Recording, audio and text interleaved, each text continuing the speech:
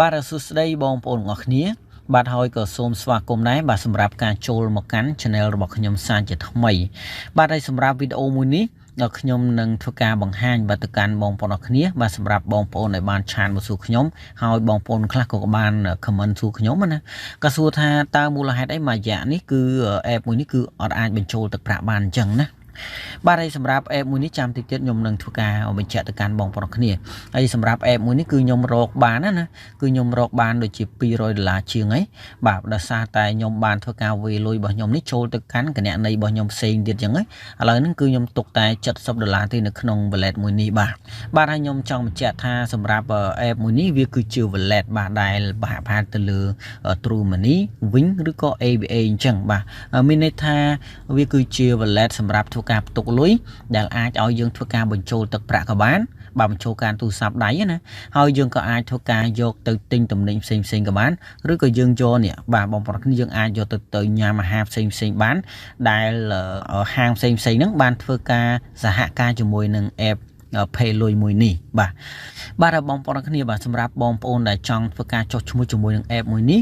បងប្អូនគ្នាអាចមើល link នៅខាងក្រោមវីដេអូបានបាទដោយសារតែវីដេអូមួយនេះខ្ញុំមិនធ្វើការបង្ហាញទៅកាន់បងប្អូនគ្នាបាទពីរបៀបនៃការចុះឈ្មោះទេបាទដោយសារតែខ្ញុំបានធ្វើការបង្ហាញពីរបៀបនៃការចុះឈ្មោះដូចជា2វីដេអូដែរហើយបាទបើសិនជាបងប្អូនគ្នាចង់បាទដឹងពីរបៀបនៃការចុះឈ្មោះជាមួយនឹង app មួយនេះបងប្អូនគ្នាអាចមើល link នៅខាងក្រោមវីដេអូបាទខ្ញុំនឹងធ្វើការដាក់ link ណាបាទឥឡូវបងប្អូនគ្នាបាទឥឡូវខ្ញុំសូមបញ្ជាក់តិចសិនសម្រាប់ការបញ្ចូលទឹកប្រាក់ហ្នឹងគឺមួយរយៈមុនគឺយើងមិនអាចបញ្ចូលបានទេបាទដោយសារតែខាងក្រុមហ៊ុនបានធ្វើការអាប់ដេតថ្មីណាកំពុងអាប់ដេតអញ្ចឹងយើងមិនអាចធ្វើការបញ្ចូលទឹកប្រាក់បានទេឥឡូវនេះបើសិនជាបងប្អូនគ្នានៅតែបញ្ចូលទឹកប្រាក់មិនបានទៀតបងប្អូនគ្នាគឺត្រូវតែចូលទៅកាន់បាទ App Store ឬក៏ Play Store ឥឡូវខ្ញុំនឹងធ្វើការបង្ហាញតិចសិនបាទហើយសម្រាប់ទូរស័ព្ទដៃរបស់ខ្ញុំហ្នឹងគឺទូរស័ព្ទដៃ Android អញ្ចឹងខ្ញុំចូលទៅកាន់ Play Store ហើយសម្រាប់បងប្អូនដែលប្រើប្រាស់នៅទូរស័ព្ទដៃ iOS ណាបងប្អូនគ្នាអាចចូលទៅក្នុង App Store ទៅបាទឥឡូវយើងចូលមកហើយនេះបងប្អូនគ្នាយើងគ្រាន់តែធ្វើការបំពេញពាក្យថានេះយើងចូលកន្លែងនេះណាយើងបំពេញពាក្យថា Payluy នេះយើងចូលមកបំពេញ Payluy មកគឺនៅត្រង់ចំណុចនេះគឺវាឲ្យយើងធ្វើការអាប់ដេតហើយបាទខ្ញុំមួយរយៈគឺខ្ញុំអត់អាចបញ្ចូលបានដែរបាទដោយសារតែខ្ញុំមិនទាន់បានធ្វើការអាប់ដេតទៅលើ version របស់ Payluy អញ្ចឹងណាបាទហើយតាំងពីទៅការបញ្ចូលទឹកប្រាក់គឺបាទគឺមានការអាប់ដេតគឺយើងអាចបញ្ចូលបានទាំងមាត់ phone មួយទៀតបាទប៉ុន្តែគ្រាន់ថាឥឡូវហ្នឹងជាក់ស្ដែងគឺយើងមិនទាន់មានទេបាទគឺយើងមានតែsmart ហើយនឹង sim card តែប៉ុណ្ណោះបាទឥឡូវខ្ញុំនេះតិចសិនបាទខ្ញុំបង្ហាញបាទសម្រាប់បងប្អូនដែលចង់ធ្វើការយក link ខ្លួនឯងយកទៅណែនាំទៅកាន់សមាជិកយើងចុចលើគណនីរបស់យើងមកបន្ទាប់មកយើងនឹងឃើញកន្លែងនេះបាទយើងឃើញយើងចុចមកកន្លែងនេះហ្នឹងហើយយើងអាចធ្វើការ copy លេខកូដរបស់យើងក៏បានយើងអាចធ្វើការចុច share កន្លែងនេះក៏បានដែរណាយើងអាចធ្វើការចែកម្លែកទៅកាន់តាម Telegram Facebook បាទឬក៏ឆាតអីផ្សេងជាច្រើនទៀតណាយើងអាចធ្វើការនេះបានយើងអាចធ្វើការ share ទៅបានបាទប៉ុន្តែឥឡូវនេះបងប្អូនដែលចង់ដឹងពីរបៀបនៃការចុះឈ្មោះនិងរបៀបអីផ្សេងអាចមើលវីដេអូខាងក្រោមទៅបាទខាងក្រោមវីដេអូហ្នឹងទៅបាទឥឡូវខ្ញុំបញ្ជាក់ពីរបៀបនៃការបញ្ចូលការទូរស័ព្ទដៃសិនបាទយើងចុចកន្លែងនេះបាទបន្ទាប់មកកន្លែងនេះបងប្អូនគ្នាប្រហែលជាឃើញបាទឃើញទេគឺមាន cell card មួយហើយនិង smart មួយនៅត្រង់ចំណុចនេះគឺគេអាចបញ្ជាក់នៅខាងក្រោមទៀតបាទអ្នកអាចបញ្ចូលអ្នកអាចបដូរលេខទូរស័ព្ទនេះដើម្បីបញ្ចូលទៅកាន់អញ្ចឹងមានន័យថាយើងអាចបញ្ចូលទៅកាន់លេខទូរស័ព្ទដៃផ្សេងទៀតបានណាយើងមិនមែនថាបញ្ចូលបានតែទូរស័ព្ទដៃយើងបានធ្វើការចុះឈ្មោះជាមួយនឹង app មួយនេះទេបាទឥឡូវឧទាហរណ៍ថាចេះឥឡូវយើងចុចយើងអាចបញ្ចូលការទៅណាឥឡូវមើលសម្រាប់ខ្ញុំណាបាទនេះលេខខ្ញុំដែលខ្ញុំបានធ្វើការបញ្ចូលជាប្រចាំហ្នឹងគឺខ្ញុំបញ្ចូលលេខនេះណា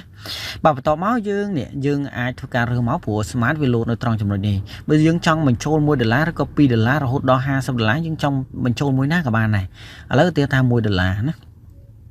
បើយើងចុចចុងមកបន្ទាប់មកគេឲ្យយើងបញ្ជាក់ហើយយើងចុចលើបញ្ជាក់មកបន្ទាប់មកយើងគ្រាន់តែនេះធ្វើការបំពេញនៅលេខកូដចំនួន6ខ្ទង់ដែលយើងបានធ្វើការបំពេញណា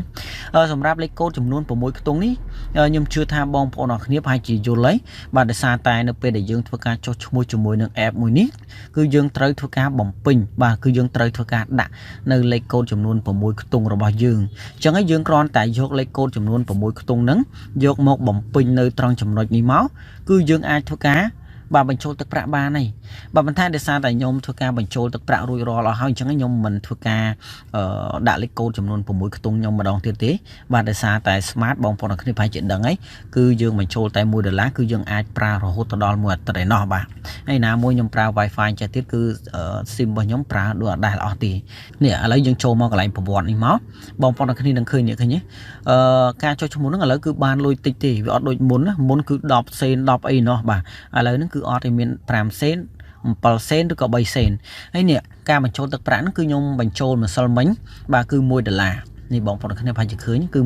$1គឺយើងបញ្ចូលនៅម៉ោងប្រហែលអីម៉ោងប្រហែលគឺគេបានបញ្ជាក់នៅត្រង់ចំណុចនេះតែម្ដងនេះឃើញទេគឺគេបានបញ្ជាក់របស់យើងនៅត្រង់ចំណុចនេះហើយបាទអញ្ចឹងបងប្អូនគ្នាអាចធ្វើការបញ្ចូលទឹកប្រាក់បានធម្មតាវិញហើយបើសិនជាបងប្អូនគ្នាចង់ដឹងពីរបៀបនៃការបញ្ចូលទឹកប្រាក់ឬក៏ដកលុយអីផ្សេងចាំមើលយើងរងចាំទៅលើ app មួយនេះគេធ្វើការអាប់ដេតរួចរាល់ណាព្រោះដោយសារមានបងប្អូនខ្លះគាត់ចង់ដឹងថាតើយើងដកលុយចេញពី app ហ្នឹងដកដោយរបៀបណាអីរបៀបណាអញ្ចឹងទៅហើយបងប្អូនគ្នាប្រហែលជាដឹងហើយបាទសម្រាប់ app នេះគឺជា app ដែលថ្មីអញ្ចឹងហើយការអាប់ដេតគឺមានមួយដំណាក់កាលយើងមិនអាចធ្វើការសម្រុកបានទេណាបងប្អូនគ្នាឥឡូវហ្នឹងការបញ្ចូលទឹកប្រាក់គឺយើងបញ្ចូលបានហើយការយកលុយនេះយកទៅញ៉ាំអាហារអីផ្សេងគឺយើងមានខ្លះដែរហើយណាគឺនៅមានតែដៃគូសហការដើម្បីធ្វើការដកលុយតែប៉ុណ្ណោះតាមក៏ប៉ុន្តែខ្ញុំគិតថាយើងមិនចាំបាច់ធ្វើការដកនាំតែខាតថ្លៃសេវាទេបាទដោយសារតែនៅក្នុងនេះគឺជា wallet ស្រាប់ហើយយើងអាចធ្វើការយកលុយនេះចាយវាយផ្សេងហ្នឹងក៏បានដែរណាគឺវាមិនខុសទាស់អីត្រង់ចំណុចណាទេណាបាទឥឡូវបងប្អូនគ្នាខ្ញុំគិតថាវីដេអូមួយនេះខ្ញុំបញ្ចូលទៅកាន់បងប្អូនគ្នាដូចជាអស់ដែរហើយបាទប៉ុន្តែបើសិនជាបងប្អូនគ្នានៅមានចម្ងល់ត្រង់ចំណុចណាណាបាទបងប្អូនគ្នាអាចធ្វើការ comment បាននៅខាងក្រោមវីដេអូមួយនេះឬក៏បងប្អូនគ្នាអាចធ្វើការឆាតមកកាន់ខ្ញុំផ្ទាល់ក៏បានដែរហើយខ្ញុំសូមបញ្ជាក់ដែរបាទសម្រាប់ការឆាតមកណាដោយសារតែខ្ញុំមិនអាចធ្វើការឆ្លើយតាន់ពេលវេលាទេបាទដោយសារតែមានបងប្អូនច្រើនគាត់បានឆាតមកសួរខ្ញុំបាទទាំង Telegram បាទទាំង Facebook page បាទទាំង Facebook របស់យើងហ្នឹង Messenger ហ្នឹងគឺមានច្រើនអញ្ចឹងហើយជួនកាល Messenger ហ្នឹងគឺលោតទៅកន្លែង spam អីជាដើមណាអញ្ចឹងបើសិនជាខ្ញុំធ្វើការឆ្លើយតបទៅកាន់បងប្អូនគ្នាមិនទាន់ពេលវេលាបាទសូមបងប្អូនគ្នាអភ័យទោសផងបាទកុំធ្វើការប្រកាន់ដោយសារតែខ្ញុំមិនអាចធ្វើការឆ្លើយទាន់ពេលវេលាទេណាបាទឥឡូវបងប្អូនគ្នាបាទសម្រាប់វីដេអូមួយនេះខ្ញុំនឹងបញ្ចប់ត្រឹមតែប៉ុណ្ណេះបាទបើសិនជាបងប្អូនគ្នាមានចម្ងល់អាចធ្វើការសួរបន្ថែមទៀតបានបាទអូខេអញ្ចឹងវីដេអូមួយនេះខ្ញុំសូមបញ្ចប់ត្រឹមតែប៉ុណ្ណេះតែម្ដងបាទ